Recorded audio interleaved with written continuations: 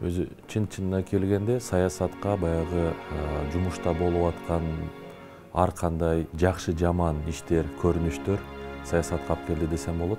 21 жашымдан мамлекеттик кызматтарда иштеп келе жатам. Bizde 5 tane meselemiz var. En köylü mesele. En köylü mesele şu bilançlarını taktap beriniz. Sizlerge жеткен маалыматтар гана мынандай болуп атат. Бизде күнделик конфликт чыгып турат. Арзандатылган кредиттерди берсеңиздер дейбиз. Мына пособияны кыскартканы туура эмес деп эсептеймин. Айтайын дегеним меники мында суу маселеси. Мен 3 жылдан бeri жер бер дедим, мен шеттен чыгып, башка жерге үй салып алайын. Аялдарга иш дей турган иш жок.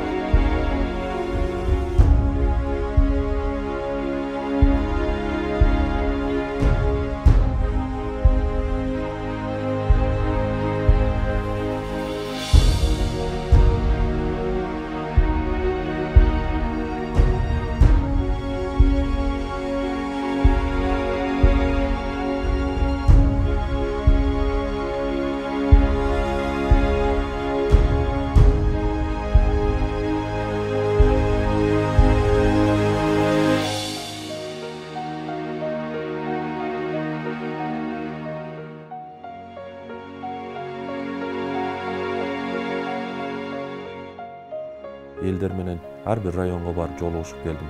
Соц тармактарга түз эфирлерге чыгып, жума сайын экинчи күндөрү өзүм түздөн түз жолугушууларды өткөзүп, анан элде болгон ошол көйгөйлөрдү угам да. Мен айтып коеюн дегеним, мен ушул Эмгек жана социалдык өнүктүрүү министрлигине барган күнүн кийинки жумасы эле атайын ушул Бишкектин тегерегиндеги жаңы конуштарга, дачаларга барып, эл менен жолугуп, ошол жерде чыныгы эң кыйналган адамдар ошол жерде жашагандыгына карабастан, ошол жакта жашаган биздин жарандар мамлекет тарабынан жөлөк пулдарды жана башка колдоолорду албай келгендигин көрүп келген.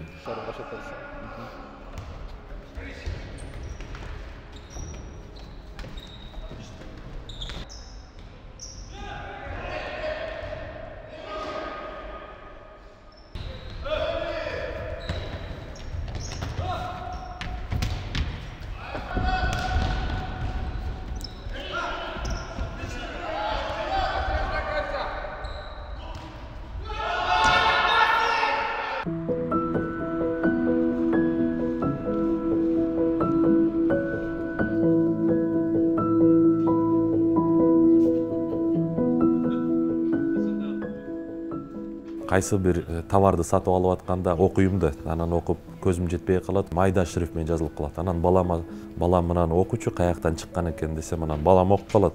Кыргыз Республикасы, Чүй обласы, Сокулук району, мындай ишкана адресин окуп калат. Болду деп анан алабыз. Балам сурап калат, ата эмнеге сен дайыма ушинтип сурай бересиң, каяктан чыкты деп.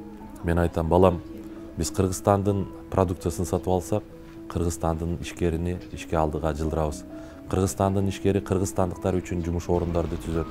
Кыргызстандын бюджетине салык төлөйт. Кыргызстандын бюджетинде салык көбөйүп, акча көбөйсө, менин айлык маянам көбөйөт. Сага жакшы мектептер курулат, жолдорубуз оңолот, мамлекетибиз күчтүү болот. Чоң атаң менен энеңдин пенсиясы көбөйөт десем, анан деп калат да.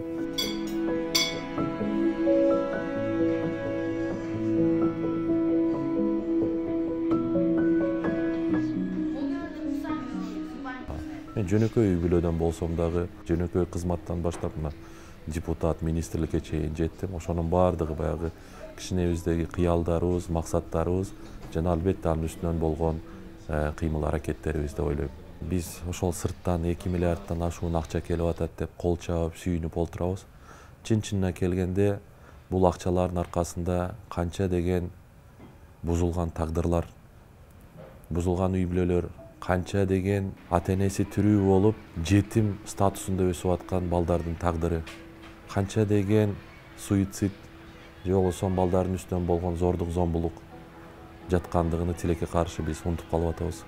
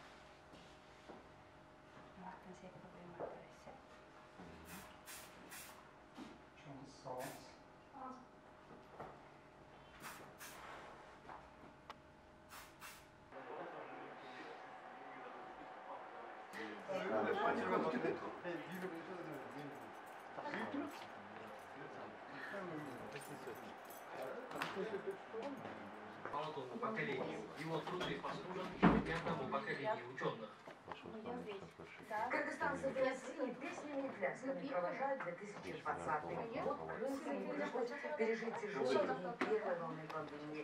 Многие болели, месяцами не могли вернуться на родину. Они желают, чтобы все...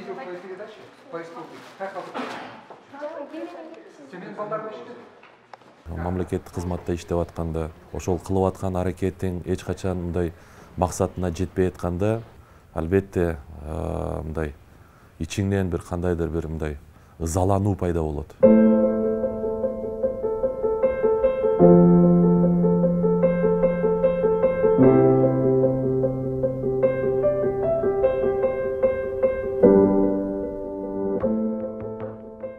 Мен айтып атпайм, ошол эле улуттук коопсуздук кызматында иштеп атканда премьер-министрлердин үстүнөн баягы туура эмес кылган иштеринен иш козгоп, ошол эле президенттин аппаратынын жетекчисинин туура эмес кылган иштеринин үстүнөн иш козгоп, кандай деген чоң министрликтердин үстүнөн иш козгоп, бирок көпчүлүк иштерибиз ошо максат тилегине жетпеди десем болот да. Андан кийин да мына министр болуп турганда да кандай бир жакшы программаларды ошо элибиздин мына туңгуюктан чыгып кетүүсүнө сунуштаганыбызда, ошол программаларды ишке ашырууга биздин жетекчилердин саясий эрки жетпей атканда, же ар кандай баягы көрө албастык болуп, тоскоолдук болуп атканда, албетте мунун баары адамды дагы чыңалтат. Улукбек Тойчубаевич Кошкоровдо сөз, анан Ибраевде.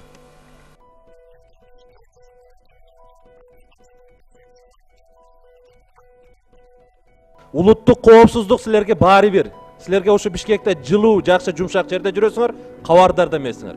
1 600 000 кто-то заработал. Дело возбуждено сейчас. Кто виноват? Жарымдан көп акчаны чөтүккө салып эле кетип атат. Айтыңыздар. Кайсы депутаттын фирмасы? Кайсы министрдин фирмасы?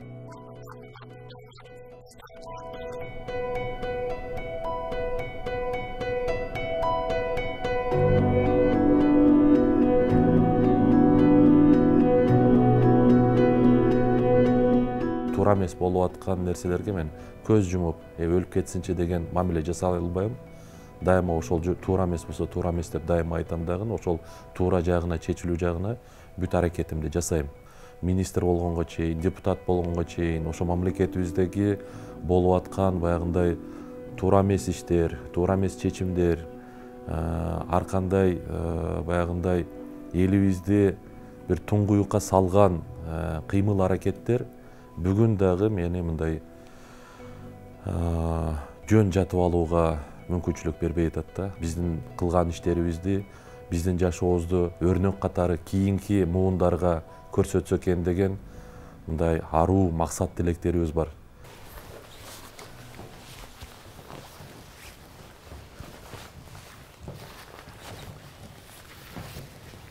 Ушул үйдө 11 жыл Исхак Разаков жашаган экен да. Так. Ата эмнеге Исхак Разаковдун кыргыз тарыхында чоң мааниси бар? Исхак Разаков бул кыргыз эли үчүн аябай эбегейсиз чоң кызмат өтөп кетти десек болот да.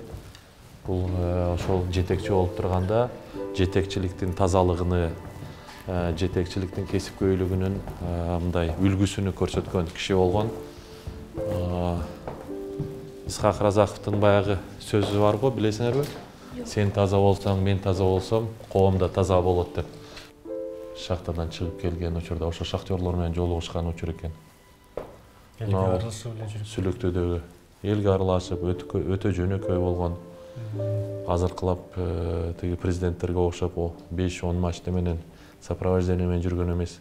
Алдында бир жардамчысы менен, анан дагы бир киши менен үчөө эле жүрчү ушу. Карасаңар, уйку таттуу, эмгек андан да ширин дейт. Уктап жата бербей, эмне кылыш керек экен? Эмгектениш керек экен, иштеш керек экен. Себеби уйкудан дагы эмгек ширин деп айтып атат, көрдүңөрбү? Роббана атина фид дунья хасанат ва фил ахирати хасанат ва кина азабан нар бирахматика я архамар рахимин. Ушул жерге коюлган Исхак Разаков. Көрдүңөр, 19 март 79 жылы өткөн, бирок 2000-жылы мына 2-июнда кайрадан ушул жака келип көмгөндө. Азыр Кыргызстанга ушундай Исхак Разаковтой жетекчи жетишпей атат. Ошондуктан Кыргызстаныбызда ар кандай жакшы иштер болбой атат.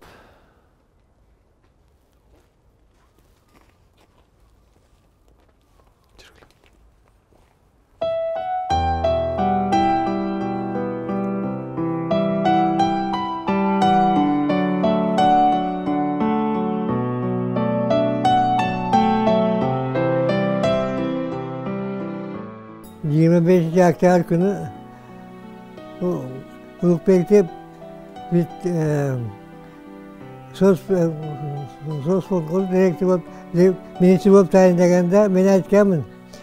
Razakov tug'ilgan kuni bo'ldi. Razakov shu kun tug'ilgan deya Razakovning yo'lini yo'ldi. Razakovning ishni ulansin deb duo qilgan edim mana. Oylagan oyunlarga, ko'zlagan maqsadlarga, tilaganga Alloh taolo yetsin.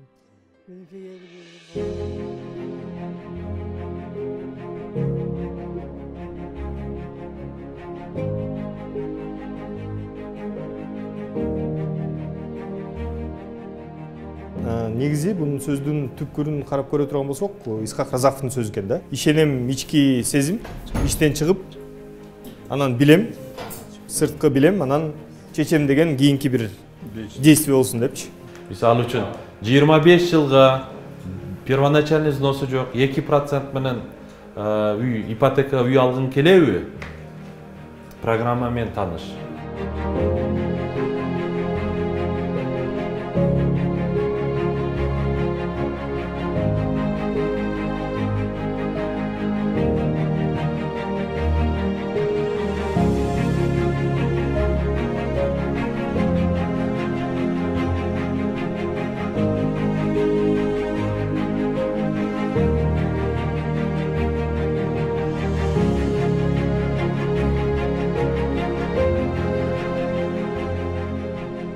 Кандай кылганда ушул оор турмуштарды жеңебиз, кандай кылганда жумуш орундарды түзөбүз, кандай кылганда келечекте биз күчтүү мамлекет курабыз деп издендик.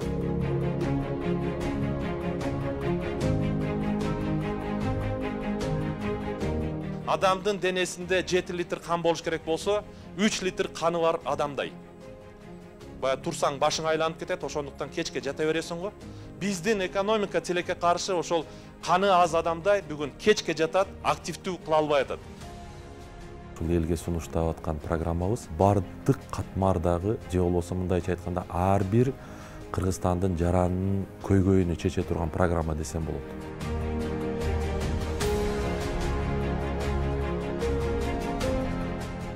Айлык пенсия пособияны көтөрүп, өзүбүздүн экономиканы жандандырсак болот. Мисалы үчүн, биз азыр пенсияларды жыл сайын 1200-дөн, пособия, стипендияларды 1000 сомдон көтөрүп, бюджетниктердин айлыктарын 3000 сомго көтөрүп, бирок ал акча импортко иштебей, жалаң гана өзүбүздүн ата мекендик товар акчага иштеш керек. Бул үчүн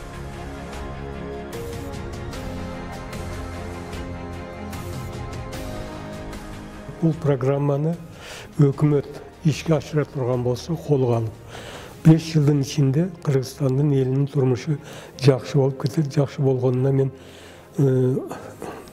опытный специалист, башымдан көп нерсени өттүм, көрдүм, көзүм жетти да, программа абдан туура түзүлгөн, программа абдан туура жазылган. Бул программа менен эл алдына чыгып түшүндүрүп айтса, бул программаны элибиздин 80-85% колдоп берет деген ойдамын. Сегодня мы, к сожалению, пришли к точке стагнации. И вот вывести экономику из этой точки очень-очень сложно. Либо нужны очень большие инвестиции извне, на которые надеяться сегодня, видимо, не приходится. А вот для того, чтобы был запущен внутренний механизм работы экономики, сегодня нужны стимулы.